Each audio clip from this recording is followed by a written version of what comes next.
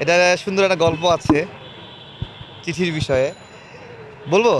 আচ্ছা, নুরুল হক নূর যে চিঠিটা দিয়েছিল জেলখানা থেকে, ওই চিঠিতে আমার স্বাক্ষরও ছিল, নূরের স্বাক্ষরও ছিল। নুরুল হক নূর আমাকে কনভিন্স করে দেশের এই পরিস্থিতিতে আমাদের এক জায়গায় হওয়া উচিত, আমিও রাজি হয়ে যাই, এক জায়গায় হব আমরা। ঠিক আছে, তো ওই হিসেবেই চিঠিটা লেখা হলো যে আমিও নুরুল হক এই বিষয়ে একমত হচ্ছি যে আমরা একত্রিত হব।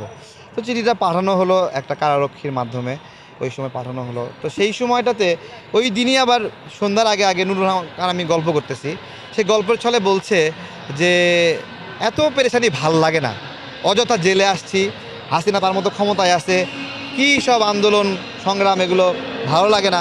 এর চেয়ে নির্বাচনে অংশগ্রহণ করতাম, টাকাও পাইতাম, গরম গরম বক্তব্য দিতাম, মানুষ দুই একদিন গালি দিত, গালি দিয়ে আবার বাহাবা দিত।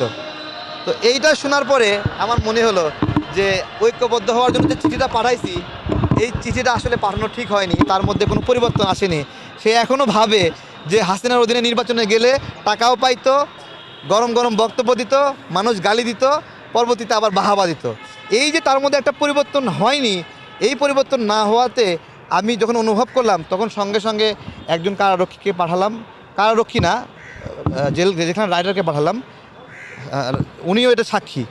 হ্যাঁ, আপনার হলো জেলখানার রাইটার, সে সাক্ষী, সেও এটা শুনছে যে মানে হলো জেলখানায় গরম গরম বক্তব্য, মানে জেলখানায় অযথা আসছি, এর চেয়ে ক্ষমতায় থাকতাম, সংসদে গিয়ে গরম গরম বক্তব্য দিতাম, এই বক্তব্যটা উনিও শুনছে।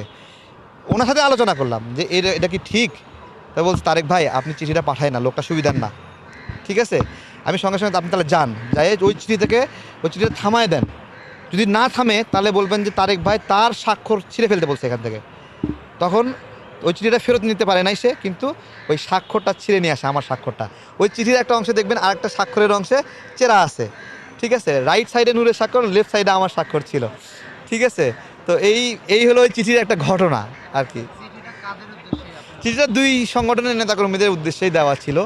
ওই সময় আমার মনে হয়েছিল যে ঐক্যবদ্ধ হওয়া উচিত, কিন্তু যখন বুঝতে পারলাম যে রাজনৈতিকভাবে আপনার হলো সে শেখ হাসিনার সঙ্গে থাকার জন্য মন মানসিকতা রাখছে, সে কমফোর্ট ফিল করতো, এরকম বলছে যে সংসদে থাকলেই ভালো হতো, গরম গরম বক্তব্য দিত, এই খায়েশ যার মধ্যে আছে, এবং সে নির্বাচনে যাওয়ার চেষ্টাও করেছিল, তার নেতাকর্মীরা তাকে যেতে দেয় নাই।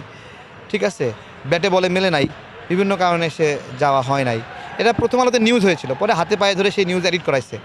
আপনারা সেই নিউজ তৎক্ষণাৎ দেখছিলেন ওই সময়, আমরা দেখছিলাম সবাই। ঠিক আছে, ওই নিউজটা এডিট হয়েছে, ওই নিউজের এডিট হিস্টোরিতে আপনারা গিয়ে দেখেন, প্রথম আলোকে অনুরোধ করে যে ওই নিউজটার এডিট হিস্টোরিতে ওই নিউজটা আছে কিনা। হ্যাঁ,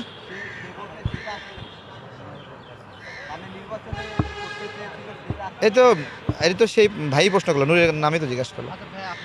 আমি এগুলো নিয়ে, আমরা আপনাকে বারবার নূর নিয়ে প্রশ্ন করছেন, নূর ভালো করুক সংগঠনের জন্য, দেশের জন্য ভালো করুক, উপকার করুক, তার যে ভুল আছে সেগুলো সংশোধন করুক, টাকা পয়সা তার পরিবার, পুরো পরিবার এখান থেকে টাকা পয়সা দল থেকে একটা লুটপাট করতে বলে একটা কথা আছে, এই বিষয়ে তো আর তদন্ত করতে পারলাম না আমরা।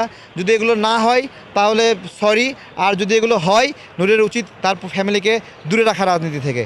সব জায়গায় দেখি বেগম খালেদার সঙ্গে দেখা করতে গেছে, দুই পাশে এক পাশে খালাতো ভাই, এক পাশে তার ভাই। একটা রাজনৈতিক দলের অন্য অন্য নেতাকর্মীরা তো আকাঙ্ক্ষা আছে, তারা তো নূরের পাশে দাঁড়াতে চায়, কিন্তু দেখি সবসময় তার ভাইয়েরা এখানে, খালাতো ভাইয়েরা আশেপাশে ঘিরে। এটা একটা ফ্যামিলি কন্ট্রোল টিম হয়ে গেছে আর কি।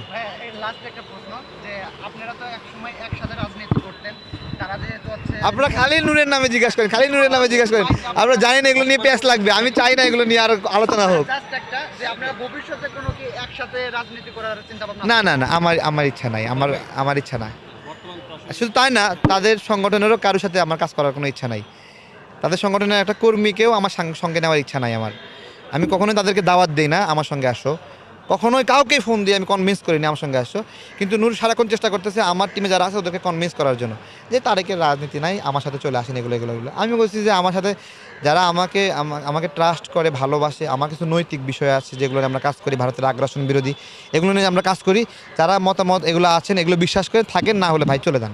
আমরা অল্প মানুষ, আমাদের বড় বাহিনী দরকার নাই, আমরা অল্প মানুষ নিয়ে কাজ করি, সেই কাজের গুরুত্ব আছে কিনা এটা দেশবাসী জানে।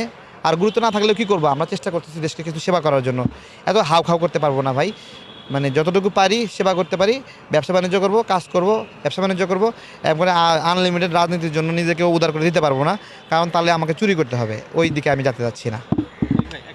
আর প্রশ্ন না। রাজনৈতিক না, এটা হচ্ছে আপনার ভারতের বিষয়। যে গতকালকে প্রথম আলোতে একটা প্রচার একটা সংবাদ প্রচার হয়েছে, সেটা হচ্ছে যে ভারত, আমরা বেশিরভাগ পেঁয়াজটা ভারত থেকে আমদানি করি। তো আওয়ামী লীগের আমলে ভারত পেঁয়াজের উপরে 40% এক্সপোর্ট কর দিয়ে আরোপ করেছিল। এখন কিছুদিন আগে গতকালকের পত্রিকায় এসেছে যে ওইটা 40% থেকে কমিয়ে 20% করা হয়েছে। এটা কি বাংলাদেশের, কিভাবে দেখছেন এটা আপনারা আসলে? প্রথমত, দাসত্ব করে অধিকার আদায় করা যায় না। তার প্রমাণ, হাসিনা থাকতে 40% পেঁয়াজের উপর কর দিতে হতো ভারতকে, আর হাসিনা চলে গেছে, এখন 20% দিতে হয়। তার মানে দাসত্বে মুক্তি নাই, এটা প্রমাণিত হয়েছে ভারতের এই আচরণে। সুতরাং নাগরিকদেরকে বলবো যে নিজেদের অধিকার নিয়ে সোচ্চার হন, ভারতের আগ্রাসনের বিরুদ্ধে সোচ্চার হন। ভারত সাপের মতো সোজা হয়ে যাবে, প্রতিবেশী প্রতিবেশী মতো হয়ে থাকবে।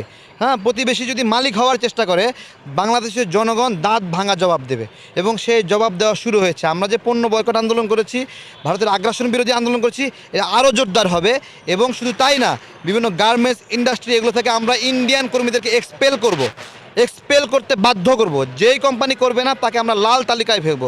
আমরা কি দেখি নাই আমাদের অনেক কোম্পানি ইন্ডিয়া নিয়েছে, আমাদের অনেক গার্মেন্টস তারা নিয়ন্ত্রণ করছে, এরপরেও সেখানে ইন্ডিয়ান স্টাফরা কীভাবে চাকরি করে, কিভাবে করে।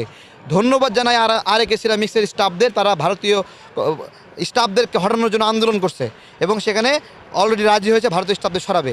ট্রান্সকম বেভারেজকে ধন্যবাদ জানাই, তাদের যে স্টাফরা আছে তারা আন্দোলন করেছে ভারতের শ্রমিকদেরকে বের করার জন্য।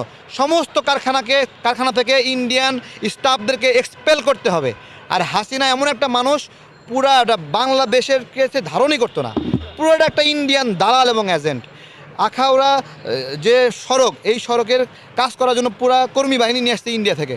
বাংলাদেশের সন্তান শেখ হাসিনা বাংলাদেশের নাগরিক, এটা আমার ভাবতেও আমার লজ্জা হয় যে একটা রোড কনস্ট্রাকশনের কাজে পুরাটা টিম ইন্ডিয়া থেকে নিয়ে আসছে, এবং ইন্ডিয়া হাসিনা চলে যাওয়ার সময় ইন্ডিয়া থেকে স্টাফরাও চলে গেছে। তাহলে দেখেন বাংলাদেশের নাগরিকদেরকে এই মহিলা কতটুকু ধারণ করে, যে সে পুরা স্টাফ ইন্ডিয়া থেকে নিয়ে আসছে। অনেকে বলে 26 লাখ ইন্ডিয়ান কোথায়, এই যে বুঝতেছেন না 26 লাখ ইন্ডিয়ান কোথায়, পুরা রোড কনস্ট্রাকশনের ইন্ডিয়ান বাহিনী নিয়ে চলে আসছে। ইলেকট্রিক খাম্বাগুলো হয়, এই খাম্বাগুলোর বেশিরভাগ আপনার হলো স্টাফগুলো ইন্ডিয়া থেকে নিয়ে আসছে। কেন বাংলাদেশি ইঞ্জিনিয়ার নাই, বাংলাদেশি স্টাফ নাই, আমাদের এখানে লোকজন কাজ পারে না, এই নোংরামিগুলো করছে। এখন সময় এগুলোকে বাতিল করতে হবে। গতকালকে একজন উপদেষ্টা বলতে শুনলাম যে ভারতের ঋণ প্রজেক্টে কাজকর্ম চলবে, এগুলো সব বাতিল করতে হবে। ইন্ডিয়ান কোনো অংশীদারিত্ব আমরা চাই না, কোনো অংশীদারিত্ব, সব রেলপথের সংযোগ বিচ্ছিন্ন করতে হবে। কোনো সম্পর্ক বন্ধুত্ব দরকার নাই তাদের সাথে, কোনো ট্রানজিট দরকার, নো ট্রানজিট, এগুলো আমরা আটকায় দেবো। ভারতীয় বাস দেখলে আমরা থামাই দেবো, বাংলাদেশের ভিতর দিয়ে কোনো ইন্ডিয়ান গাড়ি চলবে না। সহজ হিসাব, আমরা প্রস্তুতি নিচ্ছি এই বাংলাদেশ থেকে ইন্ডিয়ান যে বাহনগুলো আছে, ট্রাক, মোটরসাইকেল, এগুলোর বিরুদ্ধেও আমরা ব্যবস্থা নিচ্ছি। জাপানের সাথে আমাদের যোগাযোগ হয়েছে, কথা হয়েছে, জাপানিজ ইপিজেটে দ্রুত এই ট্রাক অ্যাসেম্বলিং শুরু হবে, জাপানিজ ট্রাক। তখন আমরা কম দামে, সাশ্রয় দামে ট্রাক পাবো। আমরা হলো বাইকগুলো এখানে অ্যাসেম্বল হবে, আমরা কম দামে জাপানিজ বাইকগুলো পাবো খুব দ্রুত, এখানেই প্রোডাকশন হবে। আপনারা সময় দেন একটু, আস্তে আস্তে সব হবে। দালাল মুক্ত করলে দেশ অনেকভাবে আগায় যায়, এটা আমরা প্রমাণ করবো।